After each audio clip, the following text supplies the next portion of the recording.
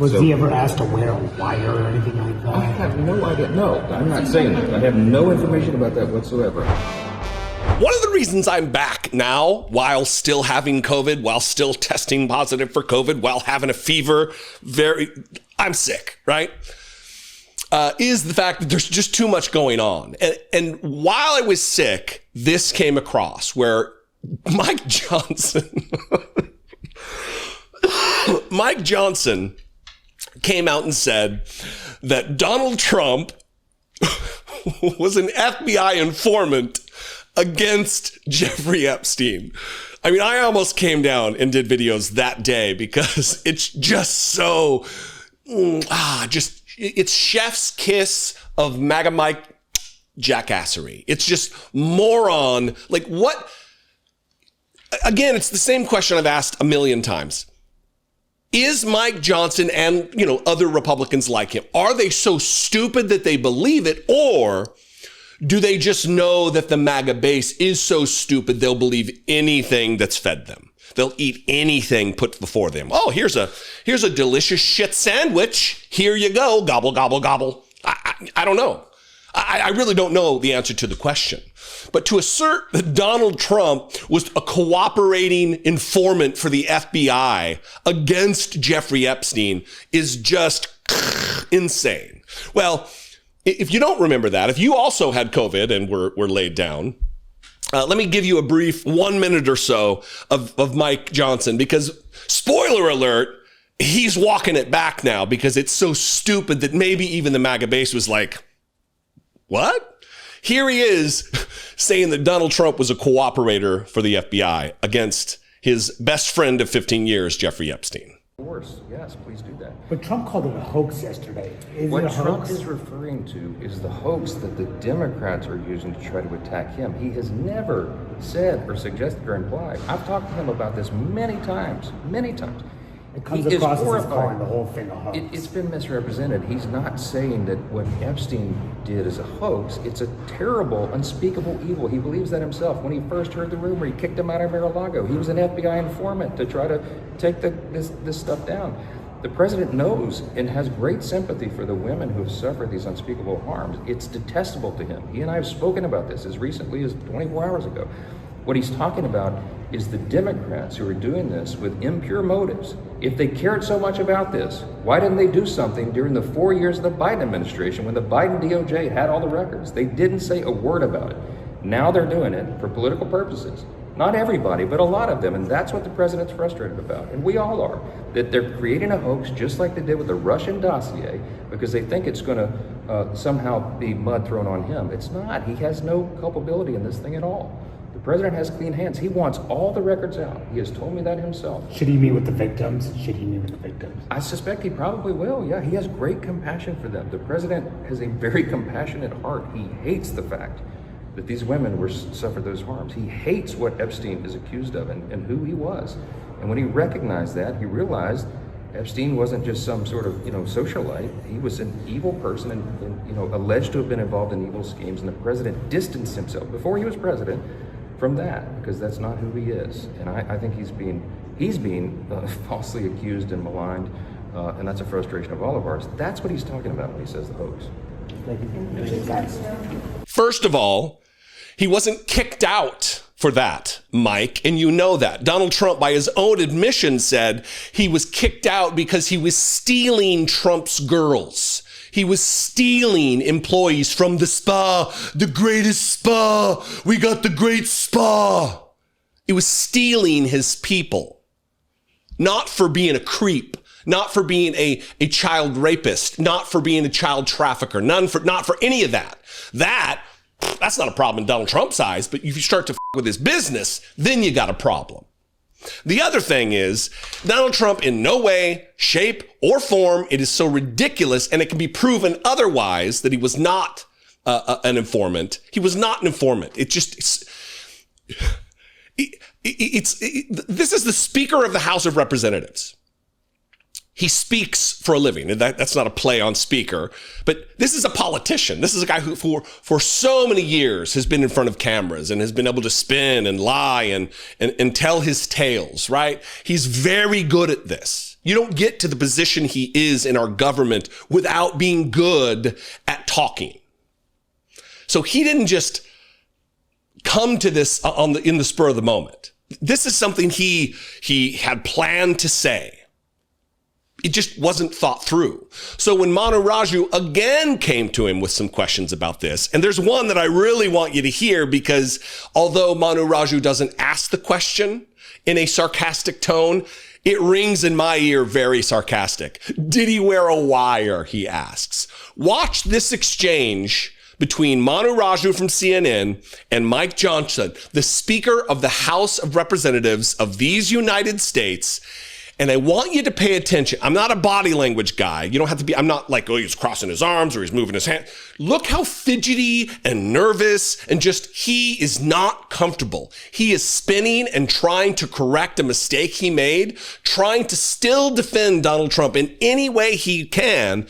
And I also want you to pay attention to this guy who claims to be a follower of the philosophies of Jesus Christ, a Christian, a mighty, righteous man of God, who's defending a credibly accused raper of children. What do you mean by that? All right. What I was referring to in that long conversation was what the victim's attorney said. More than a decade ago, President Trump kicked Epstein out of Mar-a-Lago, and he was one of the only prominent people, as everyone has reported, not President Trump, but everybody about him, that he was willing to help law enforcement go after this guy who was a disgusting child abuser, sex trafficker, all the allegations. That's what they heard. So the president was helpful in that. I don't know if I use the right terminology, but that's common knowledge, and everybody knows that. So this is much ado about nothing. Did the president tell you this specifically about his involvement? I was recounting what others have said. The president and I have talked about the Epstein evils many times. He's as disgusted by it as everybody else. He has long had a history of acknowledging that, and he has said repeatedly he wants everything to come out, all credible information, everything for the American public to decide. Was he ever asked to wear a wire or anything like that? I have no idea. No, I'm not saying that. I have no information about that whatsoever. I was repeating what has been common knowledge for a long time. The president was helpful in trying to get Epstein, for the law enforcement to go after Epstein. That's always been my understanding. That's common knowledge. It's the public's understanding. I was not breaking news there. Okay. What I'm trying to emphasize is that the president is as disgusted about this as everyone is. All people of good conscience. We heard from the victims last week. It was gut-wrenching to hear their accounts. Many of them came out here and did it to a broader audience, to the public. But there's as many as 1,000 other victims, hundreds of young women, now some of them middle-aged women, who were subjected to these abuses for a long, long time, and justice is long overdue. So we're not just investigating Epstein and what happened, but why the justice system failed these women for so long. That is why the House Oversight Committee is on this so aggressively, and as you saw the latest developments, I think Chairman Comer and some other members are going down to Florida. They're going down to the Epstein estate to look at visitor laws at the estate. By the way, none of this is encompassed in the discharge petition gambit. This is what the Oversight Committee is tasked to do. That is what they are doing in a bipartisan fashion. You have very progressive members on both sides of the aisle that are on it, and we are greatly comforted by that. So we fully support it. Okay, thank you, everyone. So listening to Little MAGA Mike, Donald Trump is as disgusted about this as anybody else, and he's long said blah, blah, blah, blah, blah. No, what he's saying is it's a hoax. This is all a hoax. It's a hoax. Didn't happen. Hoax, hoax, hoax, hoax, hoax. Witch hunt. Russia, Russia, Russia. Same thing.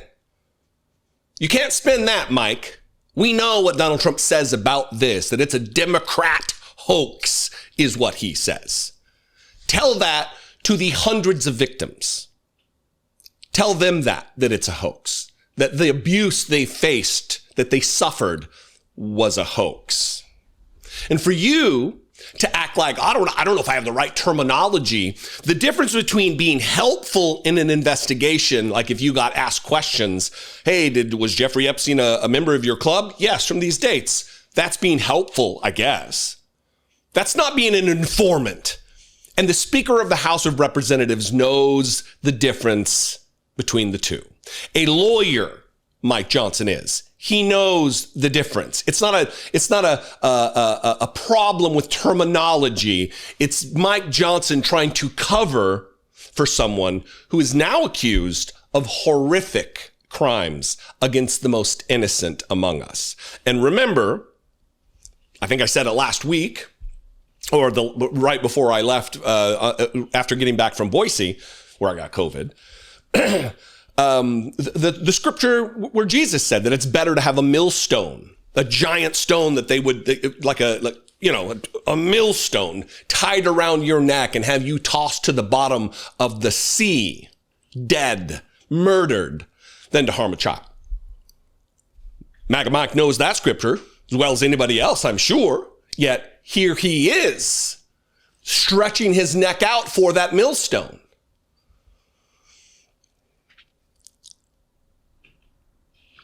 It is a precarious position that we find ourselves in as a nation. We are a failing state.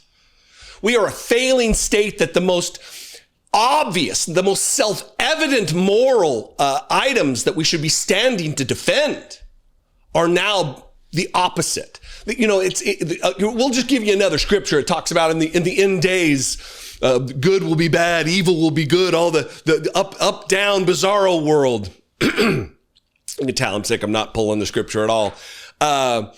This is what they are. This is who they are. The guy who claims to be the mighty, righteous, moral beacon for the world is defending this, is jittery and nervous and squirming around trying to defend it because you cannot defend this. What do you think? I invite you to this conversation. You can comment below this video wherever you're watching it. You can also call the voicemail line, 714, as I wipe my nose, 714-576-4054. And of course, you can email me daily@dollemore.com. If you want to help support this work, I would appreciate that very much. You can click below this video on YouTube to become a channel member for $2 a month. You can also go to patreon.com/IDoubtItPodcast. For $2 a month, you can become a patron there. We would appreciate it very much. It does absolutely help. It makes us free to talk about topics that will often get demonetized, such as the horrific abuse of children or mass shootings or terrorism, the things that YouTube is so squirmish and squeamish about. Is squirmish a word? No, it's not. Squeamish about us discussing when they're important and we need to talk about them. Anyway, I would appreciate your support very much. I love you. I appreciate your engagement. I'll see you next time. Wear a mask if you fly on a plane, please. Do yourself a favor. Be genuine. Take care of one another.